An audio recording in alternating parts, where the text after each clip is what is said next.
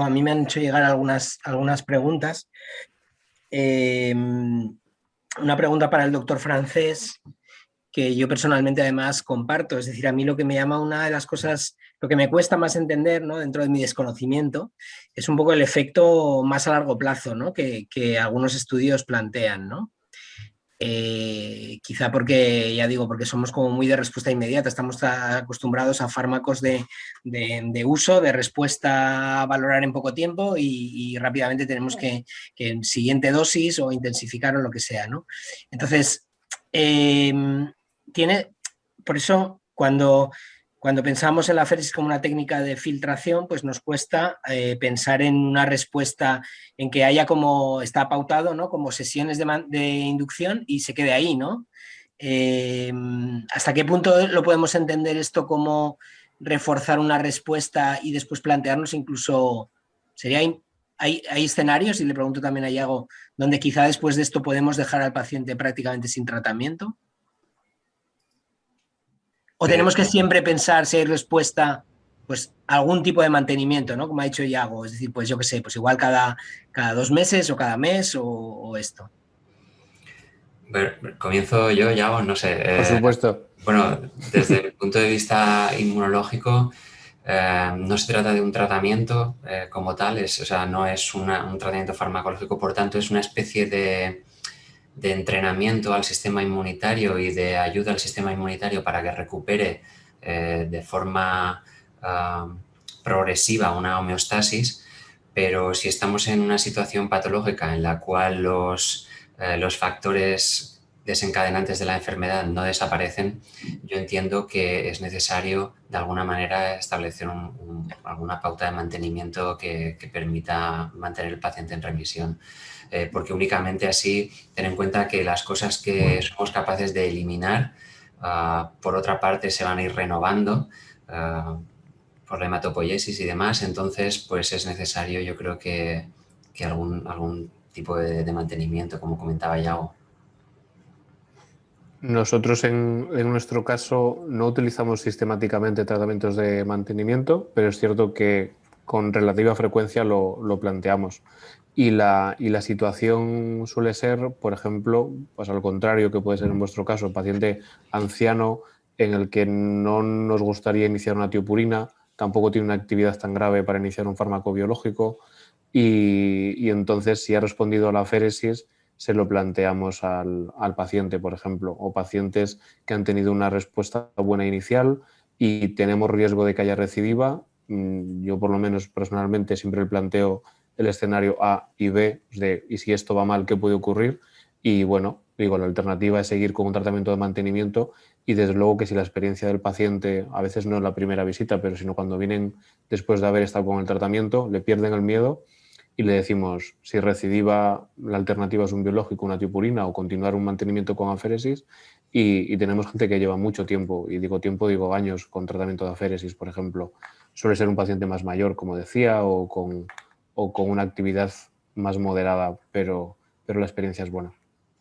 Y un poco al hilo de esto, Iago, y gracias a los dos por la respuesta, a veces lo que yo creo que cuesta, ¿no? Es decir, cuando vas teniendo algo de experiencia, pues bueno, te vas haciendo tus esquemas, pero al final, como hay quizá tampoco, o por lo menos en pediatría no hay nada establecido como posibles pautas, nos cuesta a veces pensar cómo hacerlo, ¿no? Es decir, pues bueno, pues es verdad que depende, tú intentas y te basas un poco en intentar obtener una respuesta rápida o lo más rápida posible, pues nosotros también muchas veces hacemos así esta pauta intensificada que has dicho tú, ¿no? 2 por semana para intentar ganar tiempo y tal. Pero luego, claro, lo que has dicho tú, y nosotros nos lo planteamos desde que empezamos, cuando hacíamos a algún paciente así, como dices tú, de mantenimiento crónicamente activo, decía que le ofrecemos una vez cada mes, una vez cada 2 meses, porque lo equiparas un poco a lo que es un tratamiento biológico, que era el que teníamos entonces, que era cada 2 meses, es decir, por un poco por simetría, ¿no? O por esto.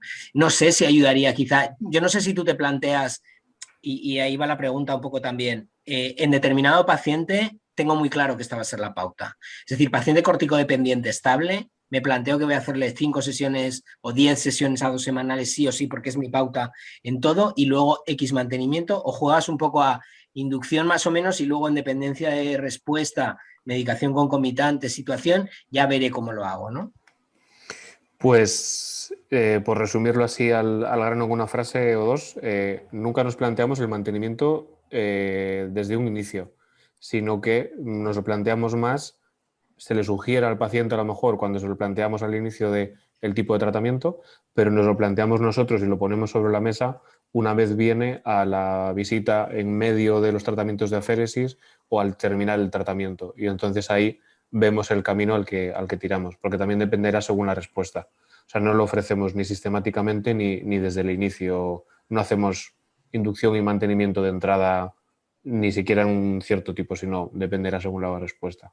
O sea, tú te planteas la respuesta que tienes, que lo que vas teniendo, y según eso te planteas qué es lo mejor para ofrecer a ese paciente, ¿no? Por así decirlo. Y en esos escenarios, pues ya les sugerimos desde un inicio, si vemos ya que paciente mayor, que él mismo no quiere tiopurinas, no quiere otro tratamiento y le resulta atractivo, tiene tiempo, paciente jubilado o paciente que no le importa por el trabajo, pues lo aceptan bien, desde luego. Luego otra pregunta también que tengo una curiosidad personal. Nosotros cada vez estamos viendo más paciente pediátrico con efecto adverso dermatológico asociado a anti-TNF, mucho. Yo creo que cada vez utilizamos a más pacientes, cada vez vemos más pacientes complicados, más uso de anti-TNF, pero la verdad es que estamos viendo mucha psoriasis paradójica, mucha hidrosadenitis supurativa asociada. ¿Vosotros tenéis experiencia alguna en uso de aféresis para mejorar esa patología? Es decir, bueno, para mejorar esa, por ejemplo, reacción paradójica o algún tipo de enfermedad dermatológica asociada. Salvo casos más de artritis con dermatológicas y evolución de dermatológicas, ya no te podría decir, porque desde luego que han sido muchas menos. No sé por qué la diferencia de percepción, ¿no? De que tengáis más sensación así vosotros, sí. Pero mucho menos hemos tenido en estos casos, por lo menos. Y no os lo planteáis, os lo habéis planteado entonces en esos casos, ¿no? No ha habido caso. O sea, yo creo que no nos cambiaría el indicarlo o no, y en tal caso te lo apoyaría. No, por eso, pero quiero decir que lo lógico es, piensas que tiene una reacción paradójica, pues cambias de diana, ¿no? Pero es verdad que hay literatura que dices tú, bueno, pues en ese mismo contexto igual le ayuda a algo, no lo sé, por lo que hay publicado en dermatología. No sé si tenéis una experiencia más que nada. Hay menos y desde luego que viendo la evidencia que hay en reuma o hay en otras manifestaciones, desde luego, o sea que no parece descabellado para nada. Vale, perfecto. Y luego hay una pregunta de Marta Velasco, del Niño Jesús, que no sé si quería alguien decir algo. No. Marta nos pregunta si la experiencia en el uso de vías centrales en niños, ¿no? Que es una de las cosas que quizá nos echa para atrás, porque los niños muchas veces no tienen buenas vías y te planteas que hacer sesiones intensificadas pues es someterle a punciones de repetición. Yo por mi parte lo digo rápidamente y luego quizá mis compañeros pediatras lo pueden explicar. Nosotros cuando antes lo utilizábamos en niños quizá más fastidiados, más una situación, bueno, cuando quizá no teníamos bien definido qué paciente se podía beneficiar, pues lo utilizamos de una manera como más no más acelerada, sino como con más prisa de que respondiera, y entonces lo más fácil era poner una vía central. Ahora es verdad que intentamos siempre la vía periférica, siempre hay una valoración previa, intentamos priorizarla, pero sí que hemos utilizado vías centrales con un buen mantenimiento, sobre todo para esas 5 o 6 semanas de tratamiento intensivo y luego ya pasar a mantenimiento con periférica. Víctor, Ramón, Óscar, no sé vuestro planteamiento también en niños. Bueno, va a depender del niño en sí. Vamos, nosotros hemos utilizado vía central en nuestro primer caso y después hemos utilizado vía periférica. Pero es que, claro, no había comparación. La primera paciente tenía 9 años y el aspecto que habéis podido ver en la imagen era difícil, que incluso las líneas medias tampoco aguantan mucho, es decir, no hacen mucha presión, se coagula la columna y no son buenas. Y después hemos utilizado vías periféricas con éxito, es decir, depende mucho. Pero sí que es verdad que, bueno, que puede ser a lo mejor un impedimento. No obstante, nosotros lo salvamos cuando, dándole mucha vuelta, buscamos a los que manejan vías centrales permanentes, que son los nefros, ¿no? Y la enfermería de nefros, y eso fue lo que realmente nos ayudó y nos motivó a empezar la aféresis la primera paciente.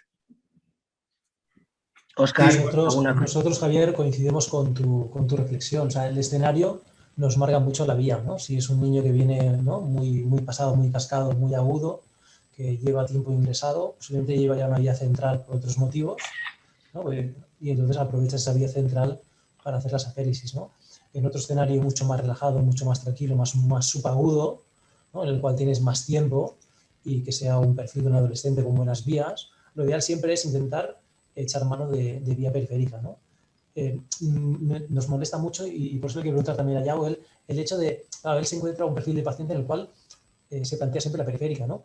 Pero él se encontraría, si se encontrara el escenario en el que él ve muy claro que esta persona se puede beneficiar, ¿no?, de la columna, pero tiene que pasar por el precio de colocar una vía central, ¿lo haría? Porque es lo que a veces nos pasa mucho como pediatras. Dices, las vías hace que en un tanto por ciento de niños, por la edad, por el tipo de vías y tal, tienes que indicas el procedimiento, te parece adecuado y dices, ostras, pero ahora yo no quiero echarme para atrás solo por el acceso vascular y por tanto voy a todas y coloco acceso y hago mi intensificación, ¿no? Y luego ya veremos cuando esté en una pauta más relajada si con periféricas pasamos, ¿no?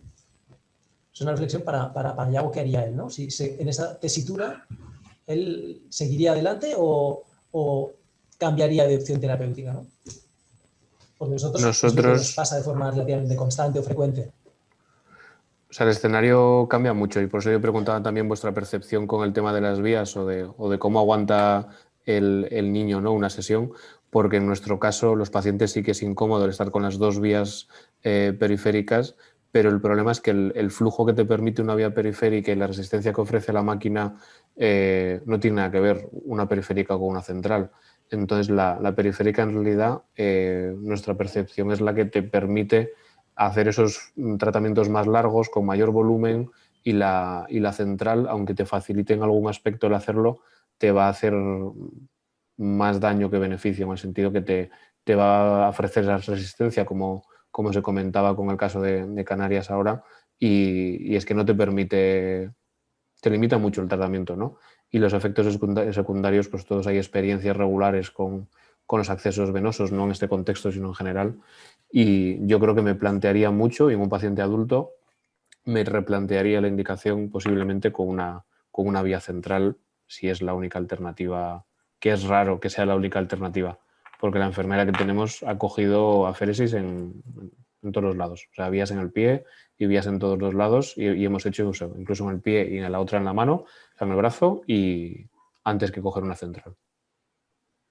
Ramón, ¿alguna cosa más? Sí, sí, eso, lo mismo que se ha dicho. Es verdad que los gastros de mi hospital de adultos pues tienen también mala experiencia con la vía central. El paciente pues acabó con una trombosis, ¿no? Entonces, pues eso, en cuanto se pueda priorizar las periféricas, todo lo que podamos, está claro, y si no hay más remedio, pues la vía venosa central. Pero bueno, diciendo lo que comenté, ¿no?, que viendo bien lo de los flujos, porque es que nos podemos llevar una sorpresa que pensamos a lo mejor que van bien por las especificaciones del catéter y no va, ¿no? Y entonces hay que recambiarlo y demás. Pero sí, priorizar las periféricas. Yo quiero hacer un comentario aquí un poco con Yago y con Rubén, ¿no? Que nosotros, bueno, seguro que tenéis contacto con los pediatras cercanos a vuestros centros, pero los pediatras somos muy padres, somos muy paternalistas con nuestros pacientes. Entonces yo lo compararía un poco porque, un poco como hacer una nutrición enteral bien hecha en el Crohn, ¿no? Es decir, te supone mucho esfuerzo el ponerte en el lugar del paciente de cara a, bueno, cumple una nutrición enteral 8 semanas, no comas nada más, cambia todos tus hábitos, incluso a la hora de venderle, es una técnica, te voy a tener que pinchar con frecuencia, vas a tener que venir aquí. Estamos convencidos, ¿no?, de seguridad de determinados tratamientos, pero como que en un niño te da como, bueno, como en la balanza de beneficios y posibles handicaps que le pones al paciente, pues te da un poco de cosa. Pero luego es lo que has dicho tú, Yago, y lo que nosotros realmente, si lo explicas bien y no suele haber mucha resistencia. Es decir, luego es verdad que si tú tienes sesiones que te pueden técnicamente no ir bien, a lo que has dicho tú, alguna vía central que no funcionaba, que enlentecía todo mucho, pitaba la máquina, al final es un poco desesperante por la técnica. Pero es verdad que tenemos que verlo como una cosa más que quizá las limitaciones son más nuestras a veces que del paciente, ¿no? y del ambiente. Y ya una última pregunta que me gustaría hacer, porque bueno, nosotros aquí hemos hablado de nuestra experiencia, pertenecemos a centros donde hemos tenido la oportunidad de hacerlo, pero es verdad que igual hay compañeros en otros centros que no tienen no tienen la técnica, sus compañeros de adultos de diferentes especialidades no la usan. Entonces, una pregunta práctica, un pediatra que lo quiere hacer, ¿a quién se busca de aliado en un hospital, ¿no? Es decir, a los nefrólogos, a los gastroenterólogos de adultos, a los reumatólogos, es decir, ¿dónde buscar el proselitismo para no ser tú el único raro que quiere hacer una técnica novedosa en un centro, ¿no? Porque es verdad que hace poco yo hablaba con gente de determinadas cosas y yo creo que en España todos tenemos mucho conocimiento de la técnica, ¿no? Es decir, en España yo creo que un trabajo que se ha hecho durante años es que ha estado muy presente en lo que es la formación de los gastroenterólogos pediátricos y sobre todo de adultos, ¿no? Es decir, es difícil que los gastroenterólogos de adultos, y corrígeme Iago si me equivoco, en España no tengan conocimiento de lo que es la féresis. Tendrán más o menos uso, pero conocimiento y de los beneficios, igual en otras especialidades, ¿no? Pues como Rubén, como yo he oído a nefrólogos, ¿no? De nuestro entorno hablar y todo eso. Pero es verdad que hay algunos centros que no lo utilizan. Entonces, no sé, ¿vosotros qué recomendaríais a un neófito en esto que quiere un poco contar la historia a sus colegas de adultos que igual se benefician también, ¿no? Yo creo que si buscas el implantarla, si quieres pedir de cómo usarla, cuándo usarla y hacer el frente común, será con un clínico más un digestivo, porque las indicaciones es con quién las vas a compartir, cómo aplicarla y el hacer presión para pedirla, si tienes que pedirla en dirección y el comprar todo el material. Pero dónde aplicarla tienes que ir a nefro o a hemato. Si tienes que buscar a alguien que te lo haga, que te dé un sitio, que te dé una enfermera o un hueco. Y bueno, nefro suele verlo como una técnica de una cosa que hacen los digestivos, una cosa un poco peculiar. Pero que nos encaja dentro de esto, ¿no? Es decir, eso es. Estamos no me capacitados, importa, no hay problema. y no les suele importar. ¿Perdona? Que es muy facilona, que es una diálisis para ellos nivel 1, que es muy facilito de hacer. No requiere controles, no requiere que controlen volúmenes, que cambien ningún parámetro. Para ellos es una cosa sencilla, pero necesitas su apoyo para el sitio, la enfermera, y porque es una enfermera suya al final de hemato o de nefro, quien te va a controlar las vías y la bomba, ¿no? Entonces necesitas encajarla ahí, porque es raro que tengamos nosotros ese tipo de acceso a ese tipo de aplicación, ¿no? Pero es cierto que para hora de cuándo lo hacemos y tenemos que pedirla, pues hay que hacer un plan común, desde luego con el digestivo adulto. Muy bien, pues bueno, hemos llegado a las 7. No sé si alguno de vosotros, alguno de los ponentes, queréis hacer algún último comentario, alguna reflexión. Gracias a todos. Yo creo que todos hemos aprendido y ha sido un poco poner en común experiencias, ideas y reforzarnos en lo que pensamos de esta técnica y de su ubicación en los algoritmos y en los esquemas. Muchísimas gracias